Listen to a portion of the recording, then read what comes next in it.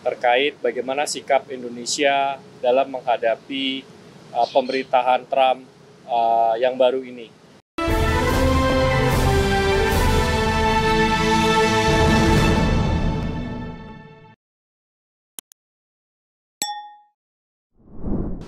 Selamat sore teman-teman media sekalian. Jadi kami dari Dewan Ekonomi Nasional baru saja diterima oleh Bapak Presiden dengan agenda utama adalah memberikan laporan dan hasil rekomendasi dari Dewan Ekonomi Nasional terkait bagaimana sikap Indonesia dalam menghadapi pemerintahan Trump yang baru ini.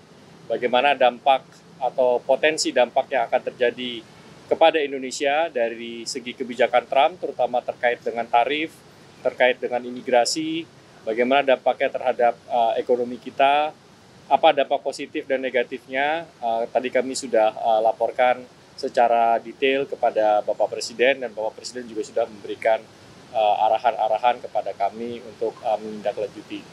Mungkin secara detail saya akan mohon kepada Pak Khatib Basri untuk bisa memberikan penjelasan lebih detail terkait dengan rekomendasi yang diberikan oleh Dewan Ekonomi Nasional kepada Bapak Presiden terkait dengan kebijakan Trump. Saya persilakan Pak Khatib. Terima kasih. Mungkin saya memberikan background-nya dulu ya, karena ketidakpastian dari kebijakan itu masih terjadi di Amerika Serikat, mengingat bahwa belum semua pos dari menterinya itu sudah terisi. Jadi ini akan memakan waktu sehingga dinamika itu pasti akan terjadi. Tetapi beberapa hal yang tadi dari Dewan Ekonomi Nasional membahas bersama Bapak Presiden adalah mengenai potensi atau risiko yang harus dihadapi Indonesia. Yang pertama adalah salah satunya mengenai kebijakan deportasi yang dilakukan oleh Presiden Trump terhadap kelompok yang disebut sebagai undocumented atau pekerja yang tidak punya paperwork. Karena banyak pekerjaan di Amerika Serikat itu untuk terutama yang unskilled itu dipegang oleh pekerja-pekerja dengan upah yang rendah, yang banyak dari mereka itu adalah undocumented workers. Jadi kalau ini kemudian dipulangkan, maka posisi ini harus digantikan oleh orang yang dengan tingkat upah yang lebih tinggi. Sehingga risikonya itu adalah inflasi di Amerika akan naik.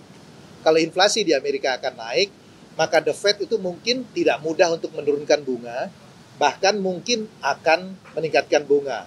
Sehingga risiko pertama yang harus dihadapi Indonesia adalah mungkin interest rate-nya di Amerika masih akan relatif tinggi. Yang kemudian yang kedua adalah strong dollar. Ini tentu akan berpengaruh. Di dalam kondisi seperti ini, tadi kami membahas bersama Bapak Presiden dan kami rekomendasikan ruang untuk kebijakan moneter dengan fiskal itu relatif terbatas.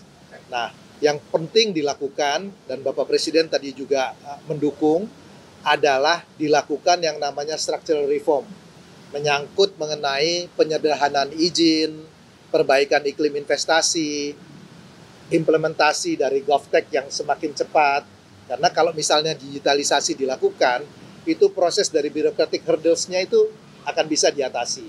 Ya, jadi langkah-langkah seperti ini yang tadi kami bahas dan Bapak Presiden mendukung sepenuhnya untuk perbaikan iklim investasi. Mungkin Pak Firman ada yang ingin ditambahkan selain itu, silakan. Pak, terkait dengan penggunaan tarif Trump yang untuk produk kita itu dampaknya seperti apa ya pada Indonesia, dan apakah barang-barang ilegal dari China itu berpotensi bocor ke Indonesia juga? Sejauh ini penerapan tarif terhadap Indonesia belum dilakukan, ya. Mereka masih terbatas pada Cina 10%, itu pun belum seketika, kepada Kanada dan Meksiko. Tetapi kita harus melihatnya agak lebih general karena begini. Dengan penerapan tarif 10% terhadap Cina dan juga ada trade war antara Amerika dengan Cina, itu bukan tidak mungkin basis produksi akan berpindah dari Cina ke negara-negara yang tidak dikenakan impor tarif. Salah satunya Indonesia. Nah, tentu Indonesia harus bisa memanfaatkan kesempatan dari relokasi ini. Itulah yang tadi kami sampaikan kepada Bapak Presiden, pentingnya untuk perbaikan iklim investasi, konsistensi dari kebijakan, kepastian usaha. Karena kalau ini yang terjadi, maka posisi Indonesia sebetulnya bisa diuntungkan, ya, karena ada relokasi dari basis produksi dari Cina kepada Vietnam, dan mungkin kalau Vietnam nanti terlalu penuh akan lari kepada Indonesia. Jadi ada semacam simulasi yang dilakukan dari perhitungannya itu menguntungkan Indonesia, tetapi syaratnya adalah bahwa kita harus melakukan reform. Tanpa itu kita belum bisa mendapatkan manfaatnya. Mungkin itu ya. Kemungkinan ya peluang besar untuk kan tadi kaitannya sama investasi berarti PLN. Betul. Berpotensi masuk. Sektornya mana juga yang berpotensi apakah dari manufaktur saja atau Saya kira semua sektor yang oleh Amerika dikenakan tarif, dia akan cari. Karena Anda bayangkan aja, kalau 10% itu kan margin Anda 10% berbeda kan. Kalau dinaikkan lebih tinggi lagi, dia akan cari basis yang paling murah. Jadi itu bisa terjadi pada manufacturing, dia bisa terjadi juga pada berbagai industri. Makanya kami melihat bahwa kesempatan ini adalah kesempatan yang sangat baik digunakan. Kalau ingat pada waktu meeting DEN yang lalu, kami mengusulkan mengenai GovTech digitalisasi, dan salah satu perbaikan dari investment climate itu bisa diatasi, bisa dilakukan kalau digitalisasi di antara lembaga pemerintah itu bisa berjalan sehingga prosesnya menjadi jauh lebih cepat. Pak Seto mungkin. Ini tadi nambahin sedikit ya. Dalam 1 bulan terakhir kita udah lihat ada beberapa relokasi yang dilakukan ke Indonesia. Ada satu yang kemarin saya dilaporkan melakukan groundbreaking di pabrik di Jawa Barat ya. Itu dengan ekspor 100% ke Amerika. Jadi ini sudah ada trennya kelihatan, tapi saya kira kita perlu kerja lebih keras supaya tadi makin banyak yang pindah dan relokasi ke Indonesia. soal pendanaan ini mungkin Mas ini kan Presiden Trump sudah menarik diri dari Paris Agreement ya, nasibnya itu dan bagaimana, dan apakah dari Indonesia juga ada wacana untuk keluar dari Paris Agreement? Kemarin saya juga katakan kembali seperti itu.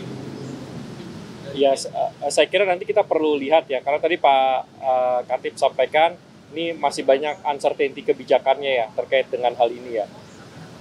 Jadi ini yang saya kira nanti kita perlu pelajari lebih lanjut.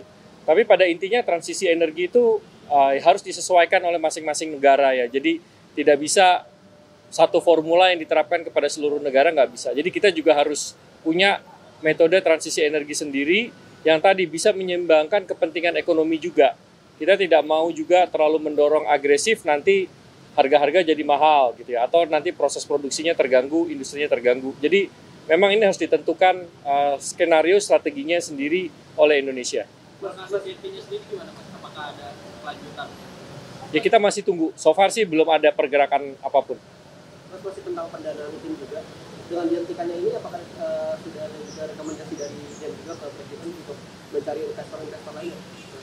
Ya kita belum kaji secara spesifik untuk itu. Karena tadi seperti disampaikan, itu belum seluruh posisi kementeriannya di Amerika itu diisi.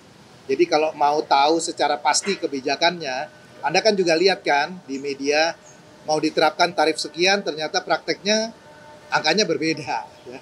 Jadi kita masih lihat bahwa pola ini masih akan, dinamikanya masih akan terjadi dalam beberapa bulan. Setelah itu settle, baru kita bisa tahu pasti polisi. Oke. Oke.